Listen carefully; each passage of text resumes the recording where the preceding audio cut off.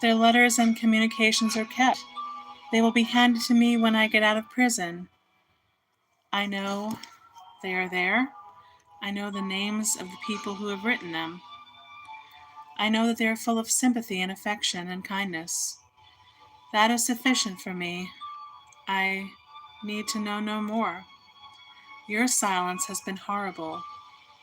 Nor has it been a silence of weeks and months merely, but of years, even as they have to count them who like yourself live swiftly in happiness, and can hardly catch the gilt feet of the days as they dance by, and are out of breath in the chase after pleasure. It is a silence without excuse, a silence without palliation. I knew you had feet of clay. Who knew it better? When I wrote among my aphorisms that it was simply the feet of clay that made the gold of the image precious, it was you I was thinking of. But it is no gold image with clay feet that you have made of yourself. Out of the very dust of the common highway, that the hoofs of horned things passion to mire, you have molded your perfect semblance for me to look at, so that whatever my secret desire may have been, it would be impossible for me now to have for you any feeling other than that of contempt and scorn. For myself, any feeling other than that of contempt and scorn either. And setting aside all other reasons, your indifference, your worldly wisdom, your callousness, your prudence, whatever you may choose to call it, has been made doubly bitter to me by the peculiar circumstances that either accompanied or followed my fall. Other miserable men, when they are thrown into prison, if they are robbed of the beauty of the world, are at least safe in some measure from the world's most deadly slings, most awful arrows. They can hide in the darkness of their cells, and of their very disgrace make a mode of sanctuary. The world, having had its will, goes its way, and they are left to suffer undisturbed. With me it has been different. Sorrow after sorrow has come beating at the prison doors in search of me. They have opened the gates wide and let them in. Hardly, if at all, have my friends been suffered to see me, but my enemies have had full access to me always. Twice in my public appearances at the bankruptcy court, twice again in my public transferences from one prison to another, have I been shown, under conditions of unspeakable humiliation to the gaze and mockery of men. The messenger of death has brought me his tidings and gone his way. And in entire solitude and isolated from all that could give me comfort or suggest relief, I have had to bear the intolerable burden of misery and remorse that the memory of my mother placed upon me, and places on me still. Hardly has that wound been dulled, not healed by time, when violent and bitter and harsh letters come to me from my wife through her solicitor. I am at once taunted and threatened with poverty. That I can bear. I can school myself to worse than that. But my two children are taken from me by legal procedure. That is and will remain to me a source of infinite distress, of infinite pain, of grief without end or limit. That the law should decide and take upon itself to decide that I am one unfit to be with my own children is something quite horrible to me. The disgrace of prison is as nothing compared to it. I envy the other men who tread the yard along with me. I am sure their children wait for them, look for their coming, will be sweet to them. The poor are wiser, more charitable, more kind, more sensitive than we are. In their eyes, prison is a tragedy in a man's life, a misfortune, a casualty, something that calls for sympathy in others. They speak of one who is in prison as one who is in trouble simply. It is the phrase they always use, and the expression has the perfect wisdom of love in it. With people of our rank it is different. With us, prison makes a man a pariah. I, and such as I am, have hardly any right to air and sun. Our presence taints the pleasures of others. We are unwelcome when we appear. To revisit the glimpses of the moon is not for us. Our very children are taken away. Those lovely links with humanity are broken. We are doomed to be solitary while our sons still live. We are denied the one thing that might heal us and help us, that might bring balm to the bruised heart and peace to the soul in pain. And to all this has been added the hard, small fact that by your actions and by your silence, by what you have done and by what you have left undone, you have made every day of my long imprisonment still more difficult for me to live through. The very bread and water of prison fare you have by your conduct changed. You have rendered the one bitter and the other brackish to me. The sorrow you should have shared you have doubled. The pain you should have sought to lighten you have quickened to anguish. I have no doubt you did not mean to do so. I know that you did not mean to do so. It was simply that one really fatal defect of your character, your entire lack of imagination. At the end of it all is that I have got to forgive you. I must do so. I don't write this letter to put bitterness into your heart, but to pluck it out of mine. For my own sake, I must forgive you. One cannot always keep an adder in one's breast to feed on one, nor rise up every night to sow thorns in the garden of one's soul. It will not be difficult at all for me to do so if you help me a little. Whatever you did to me in old days, I always readily forgave. It did you no good then. Only one whose life is without stain of any kind can forgive sins. But now when I sit in humiliation and disgrace, it is different. My forgiveness should mean a great deal to you now. Some day you will realize it. Whether you do so early or late, soon or not at all, my way is clear before me. I cannot allow you to go through life bearing in your heart the burden of having ruined a man like me. The thought might make you callously indifferent or morbidly sad. I must take the burden from you and put it on my shoulders. I must say to myself that neither you nor your father, multiplied 1,000 times over, could possibly have ruined a man like me, that I ruined myself, and that nobody, great or small, can be ruined except by his own hand. I am quite ready to do so. I am trying to do so, though you may not think it at the present moment. If I have brought this pitiless indictment against you, think what an indictment I bring without pity against myself. Terrible as what you did to me was, what I did to myself was far more terrible still. I was a man who stood in symbolic relations to the art and culture of my age. I had realized this for myself at the very dawn of my manhood, and had forced my age to realize it afterwards. Few men hold such a position in their own lifetime and have it so acknowledged. It is usually discerned, if discerned at all, by the historian or the critic, long after both the man and his age have passed away. With me it was different. I felt it myself and made others feel it. Byron was a symbolic figure, but his relations were to the passion of his age and its weariness of passion. Mine were to something more mobile, noble, more permanent, more vital issue, of larger scope. The gods had given me almost everything. I had genius, a distinguished name, high social position, brilliancy, intellectual daring. I made art a philosophy, and a philosophy an art. I altered the minds of men and the colors of things. There was nothing I said or did that did not make people wonder. I took the drama, the most objective form known to art, and made it as personal a mode of expression as the lyric or the sonnet, at the same time that I widened its range and enriched its characterization. Drama, novel, poem and rhyme, poem and prose, subtle or fantastic dialogue. Whatever I touched I made beautiful in a new mode of beauty.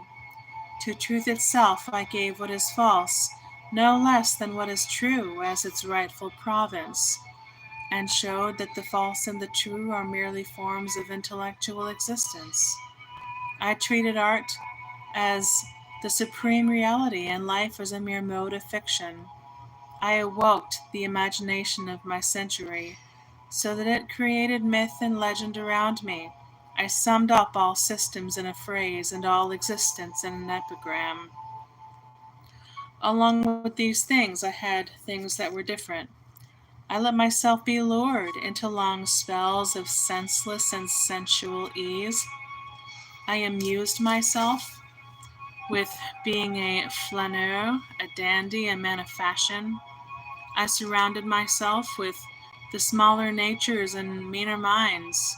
I became the spendthrift of my own genius, and to waste an eternal youth gave me a curious joy.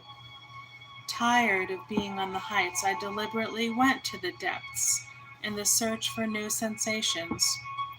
When the paradox was to me in the sphere of thought, perversity became to me in the sphere of passion.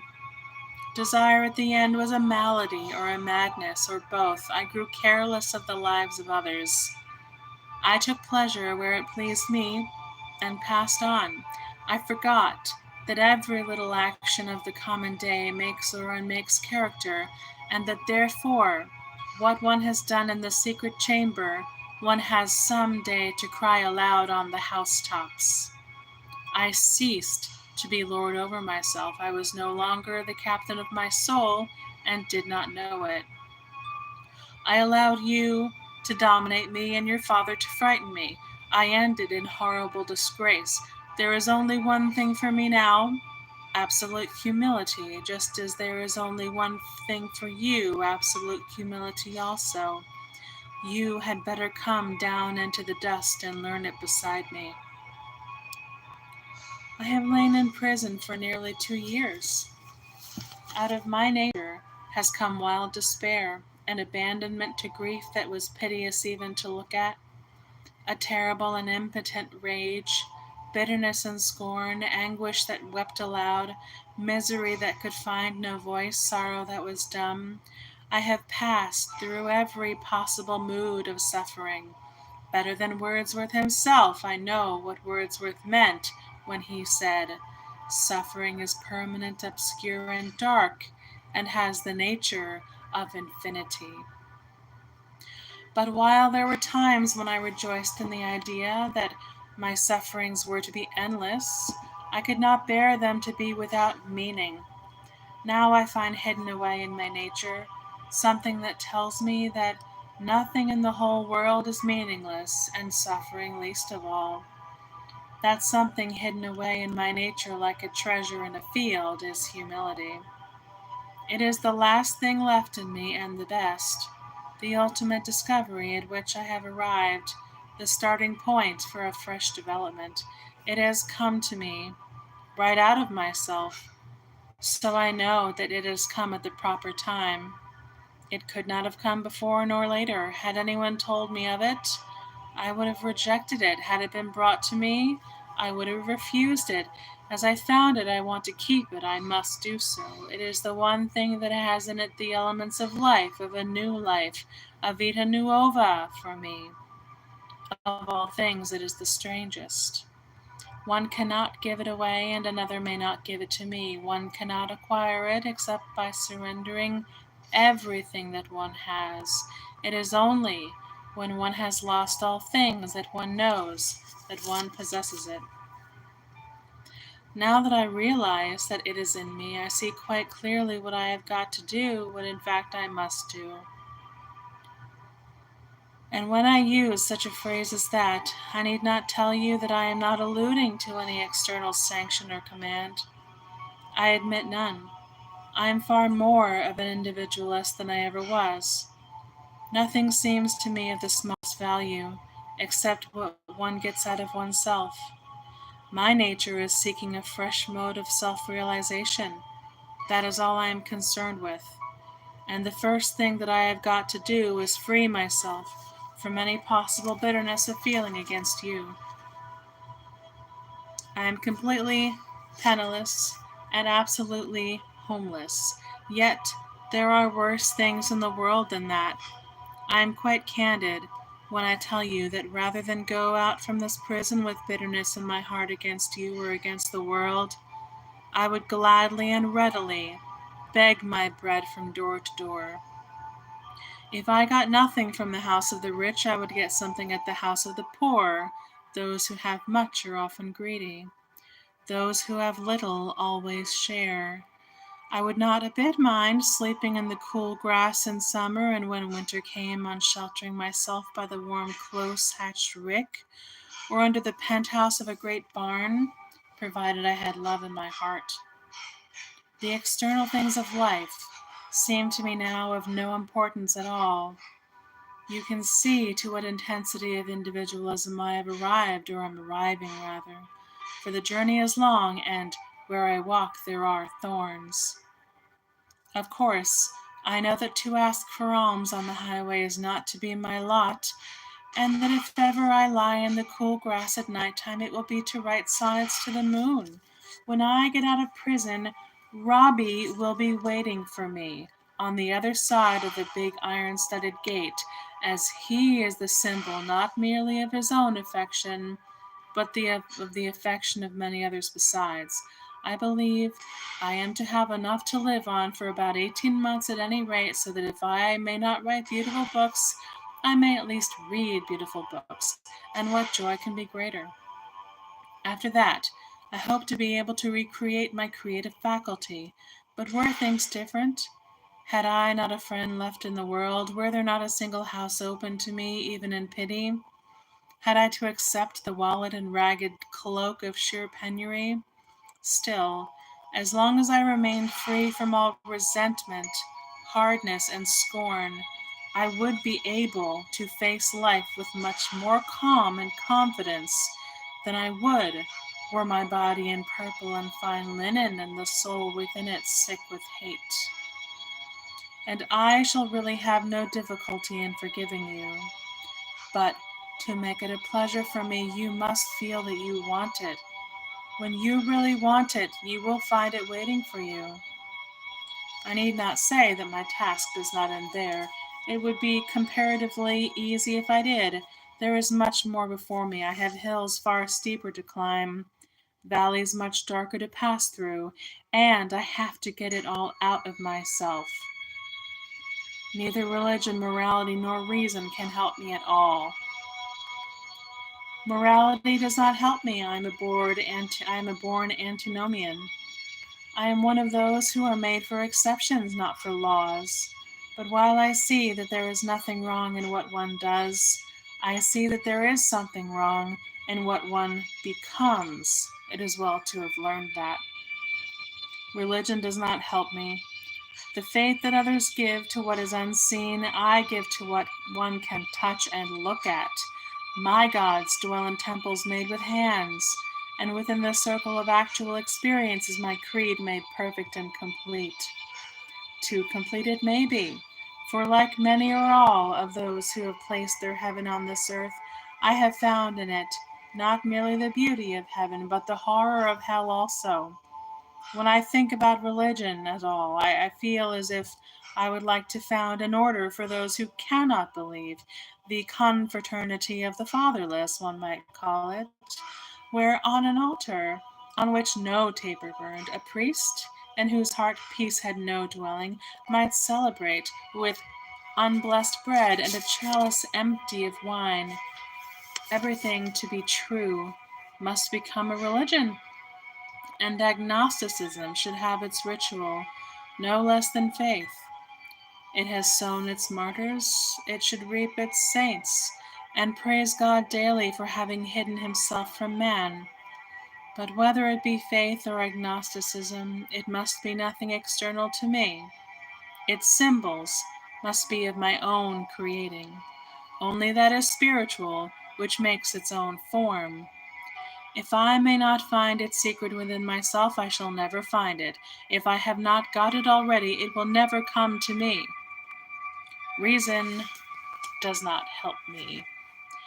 It tells me that the laws under which I am convicted are wrong and unjust laws, and the system under which I have suffered a wrong and unjust system, but somehow I have got to make both of these things just and right to me. And exactly as in art, one is only concerned with what a particular thing is at a particular moment to oneself, so it is also in the ethical evolution of one's character. I have got to make everything that has happened to me good for me. The plank bed, the loathsome food, the hard ropes shredded into oakum till one's fingertips grow dull with pain, the menial offices with which each day begins and finishes, the harsh orders that routine seems to necessitate, the dreadful dress that makes sorrow grotesque to look at, the silence, the solitude, the shame, each and all of these things I have to transform into a spiritual experience. There is not a single degradation of the body which I must not try and make into a spiritualizing of the soul. I want to get to the point where I shall be able to say, quite simply and without affectation, that the two great turning points in my life were when my father sent me to Oxford and when society sent me to prison. I will not say that it is the best thing that could have happened to me, for that phrase would savor of too great bitterness towards myself. I would sooner say, or hear it said of me, that I was so typical a child of my age that in my perversity, and for that perversity's sake, I turned the good things of my life to evil, and the evil things of my life to good. What is said, however, about myself or by others matters little. The important thing, the thing that lies before me, the thing that I have to do, or be for the brief remainder of my days, one maimed, marred, and incomplete, is to absorb into my nature all that has been done to me, to make it part of me, to accept it without complaint, fear, or reluctance. The supreme vice is shallowness. Whatever is realized is right. When first I was put into prison, some people advised me to try and forget who I was. It was ruinous advice. It is only by realizing what I am that I have found a comfort of any kind. Now I am advised by others to try on my release to forget that I have ever been in prison at all. I know that would be equally fatal. It would mean that I would always be haunted by an intolerable sense of disgrace, and that those things that are meant as much for me as for anyone else, the beauty of the sun and moon, the pageant of the seasons, the music of daybreak and the silence of great nights, and the rain falling through the leaves, or the dew creeping over the grass and making it silver, would all be tainted for me, and lose their healing power and their power of communicating joy. To reject one's own experiences is to arrest one's own development. To deny one's own experiences is to put a lie into the lips of one's own life. It is no less than a denial of the soul. For just as the body absorbs things of all kinds, things common and unclean no less than those that a priest or vision has cleansed, and converts them into swiftness or strength, into the play of beautiful muscles and the molding of fair flesh, into the curves and colors of the hair, the lips, so the soul in its turn has its nutritive functions also, and can transform into noble moods of thought and passions of high import what in itself is base, cruel, and degrading. Nay, more, may find in these its most august modes of assertion, and can often reveal itself most perfectly through what was intended to desecrate or destroy. The fact of my having been the common prisoner of a common jail I must frankly accept, and curious as it may seem to you, one of the things I shall have to teach myself is not to be ashamed of it. I must accept it as a punishment, and if one is ashamed of having been punished, one might just as well never have been punished at all. Of course, there are many things of which I was convicted that I had not done, but then there are many things of which I was convicted that I had done, and still a greater number of things in my life for which I was never indicted at all. And as for what I have said in this letter, that the gods are strange and punish us for what is good and humane in us as much as for what is evil and perverse, I must accept the fact that one is punished for the good as well as for the evil that one does. I have no doubt that it is quite right one should be. It helps me, or should help me, to realize both, and not to be too conceited about either. And if I then am not ashamed of my punishment, as I hope not to be, I shall be able to think and walk and live with freedom. Many men on their release carry their prison along with them into the air, hide it as a secret disgrace in their hearts, and at length, like poor poisoned things, creep into some hole and die.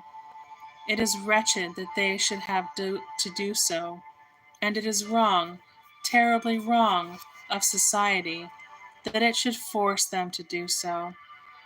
Society takes upon itself the right to inflict appalling punishments on the individual, but it also has the supreme vice of shallowness, and fails to realize what it has done.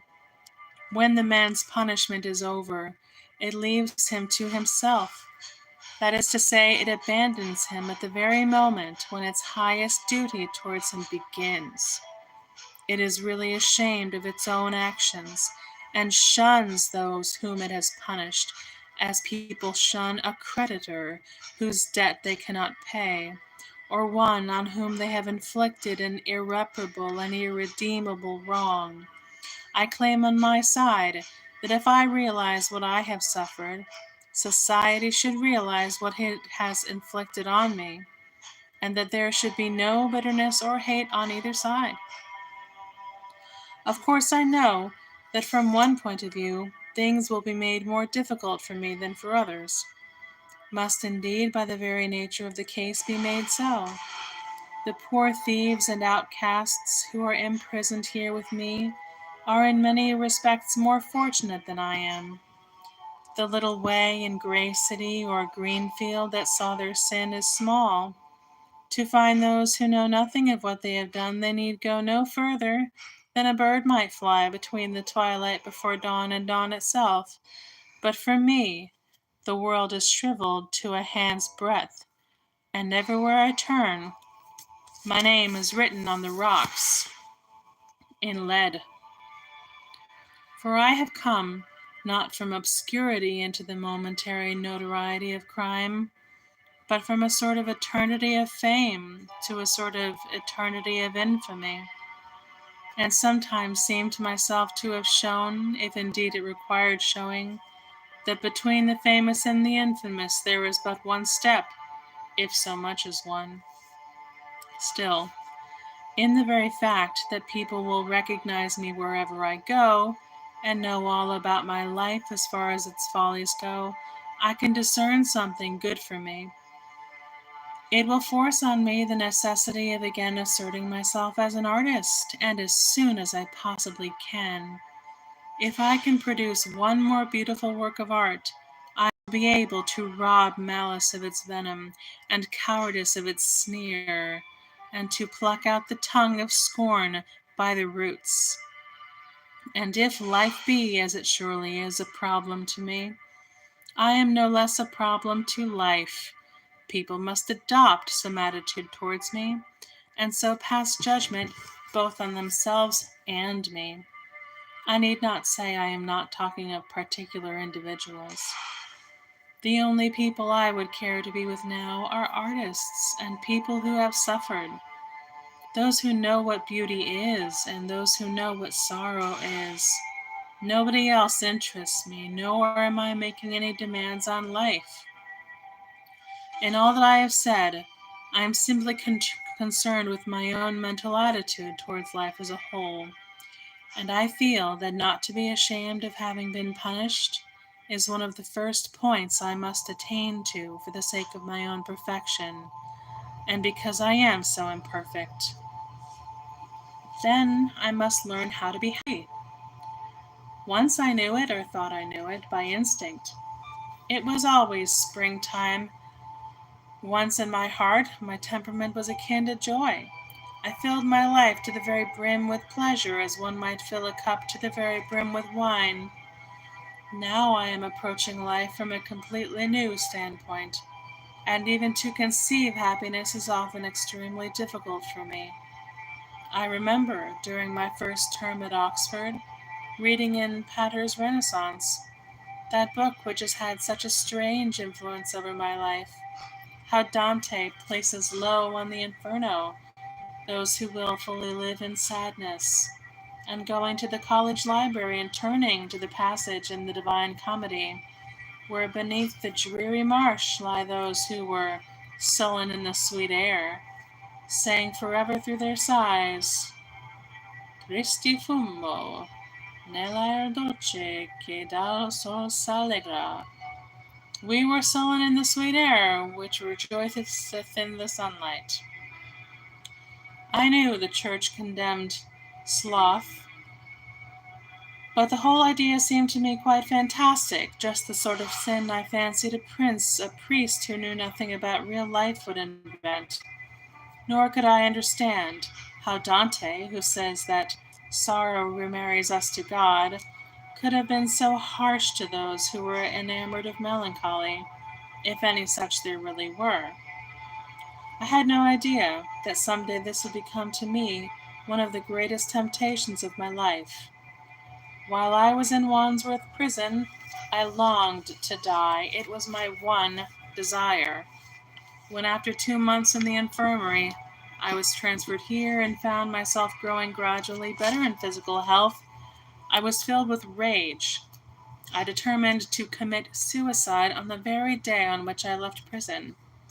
After a time, that evil mood passed away, and I made up my mind to live, but to wear gloom as a king wears purple, never to smile again, to turn whatever house I entered into a house of mourning, to make my friends walk slowly in sadness with me, to teach them that melancholy is the true secret of life, to maim them with an alien sorrow, to mar them with my own pain. Now I feel quite differently. I see it would both be ungrateful and unkind of me to pull so long a face that when my friends came to see me, they would have to make their faces still longer in order to show their sympathy. Or if I desired to entertain them, to invite them to sit down silently to bitter herbs and funeral baked meats. I must learn how to be cheerful and happy. The last 2 occasions on which I was allowed to see my friends here, I tried to be as cheerful as possible, and to show my cheerfulness, in order to make them some slight return for their trouble in coming all the way from town to visit me. It is only a slight return, I know, but it is the one, I feel certain, that pleases them most. I saw Robbie for an hour on Saturday week, and I tried to give the fullest possible expression to the delight I really felt at our meeting, and that in the views and ideas I am here shaping for myself, I am quite right, is shown to me by the fact that now, for the first time since my imprisonment, I have a real desire to live. There is before me so much to do that I would regard it as a terrible tragedy if I died before I was allowed to complete at any rate a little of it. I see new developments in art and life, each one of which is a fresh mode of perfection. I long to live so that I can explore what is no less than a new world to me. Do you want to know what this new world is? I think you can guess what it is. It is the world in which I have been living. Sorrow, then, and all that it teaches me, is my new world. I used to live entirely for pleasure. I shunned sorrow and suffering of every kind. I hated both. I resolved to ignore them as far as possible, To treat them, that is to say, as modes of imperfection. They were not part of my scheme of life. They had no place in my philosophy. My mother, who knew life as a whole, used often to quote me in Goethe's lines written by Carlyle in a book he had given her years ago, and translated, I fancy, by him also. Who never ate his bread in sorrow? Who never spent the midnight hours, weeping and waiting for the morrow? He knows ye not, ye heavenly powers. They were the lines that noble Queen of Prussia, whom Napoleon treated with such coarse brutality, used to quote in her humiliation and exile. They were lines my mother often quoted in the troubles of her later life. I absolutely declined to accept or admit the enormous truth hidden in them.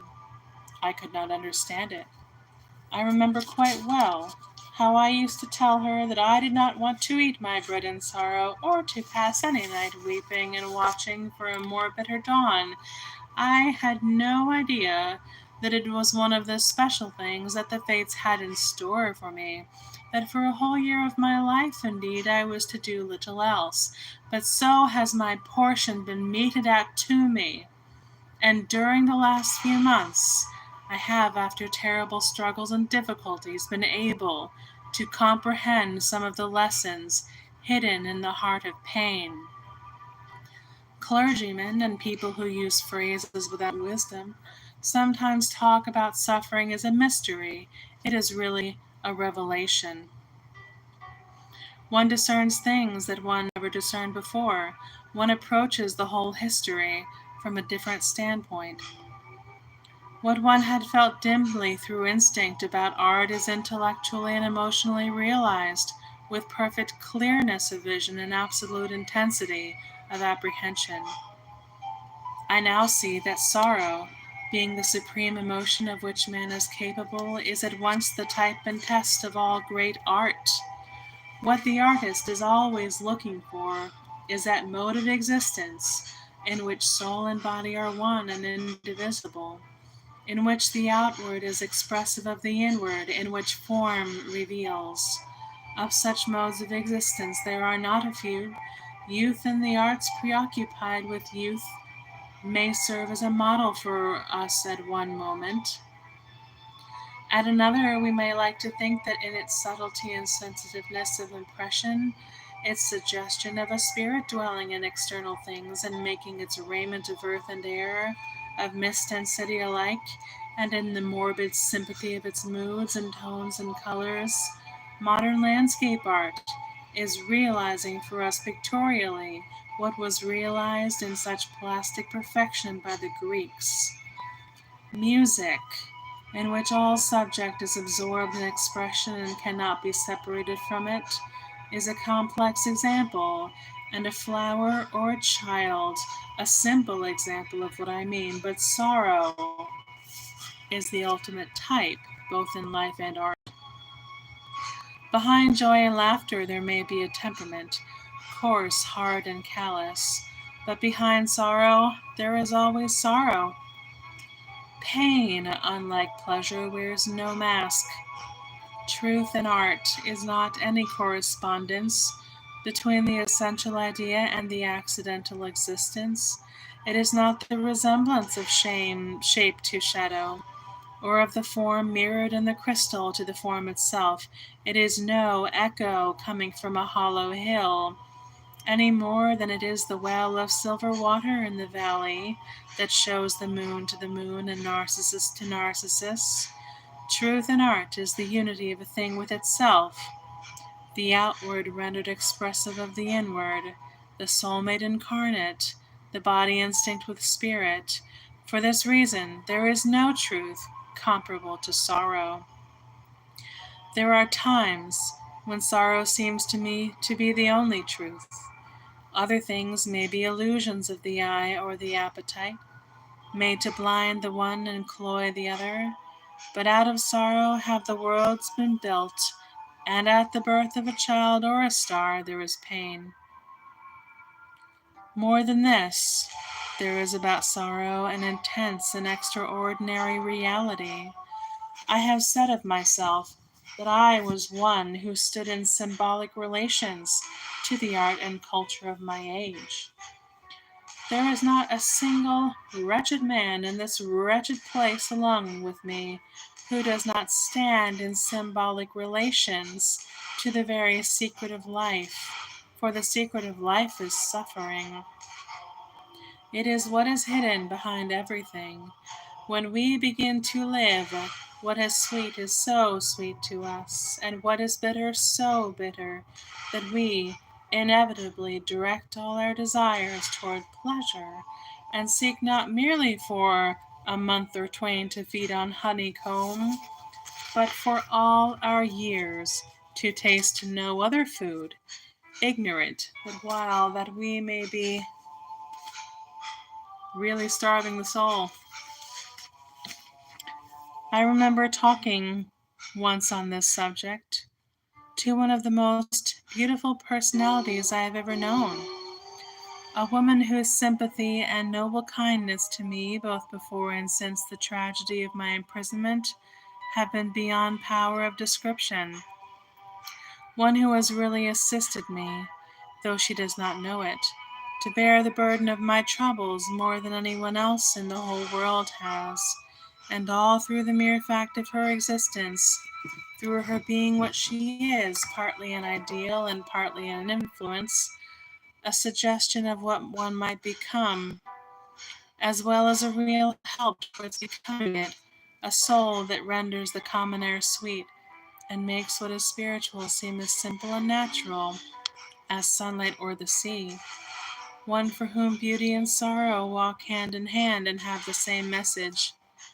On the occasion of which I am thinking, I recall distinctly how I said to her that there was enough suffering in one narrow London lane to show that God did not love man, and that wherever there was any sorrow, though but for that of a child in some little garden weeping over a fault that it had or had not committed, the whole face of creation was completely marred. I was entirely wrong. She told me so, but I could not believe her. I was not in the sphere in which such belief was to be attained to.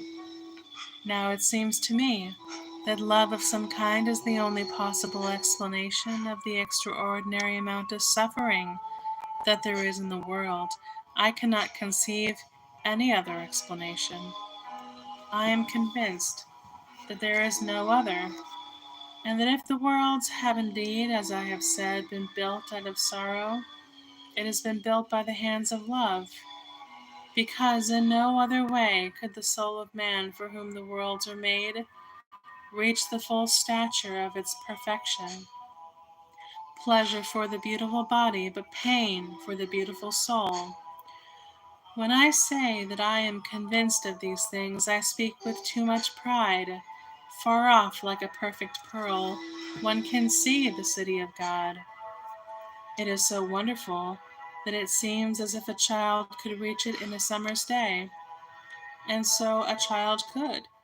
But with me and such as I am, it is different. One can realize a thing in a single moment, but one loses it in the long hours that follow with leaden feet. It is so difficult to keep heights that the soul is competent to gain. We think in eternity, but we move slowly through time, and how slowly time goes with us who lie in prison. I need not speak again, nor of the weariness and despair that creep back into one's cell, and into the cell of one's heart, with such strange insistence that one has, as it were, to garnish and sweep one's house for their coming, as for an unwelcome guest, or a bitter master, or a slave whose slave it is one's chance or choice to be. And though at present you may find it a thing hard to believe, it is true none the less that for you, living in freedom and idleness and comfort, it is more easy to learn the lessons of humility than it is for me, who begin the day by going down on my knees and washing the floor of my cell. For prison life with its endless privations and restrictions, makes one rebellious. The most terrible thing about it is not that it breaks one's heart, hearts are meant to be broken, but that it turns one's heart to stone. One sometimes feels that it is only with a front of brass and a lip of scorn that one can get through the day at all. And he who is in a state of rebellion cannot receive grace, to use the phrase of which the Church is so fond, so rightly fond, I dare say. For in life, such as in art, the mood of rebellion closes up the channels of the soul and shuts out the airs of heaven. Yet I must learn these lessons here, if I am to learn them anywhere, and must be filled with joy if my feet are on the right road and my face set towards the gate which is called beautiful, though I may fall many times in the mire and often in the mist go astray. This new life, as through my love of Dante I like sometimes to call it, of course, is no new life at all, but simply the continuance, by means of development and evolution, of my former life.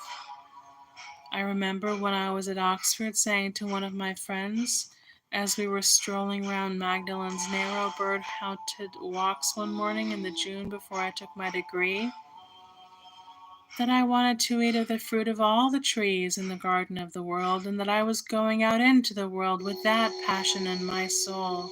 And so indeed, I went out and so I lived.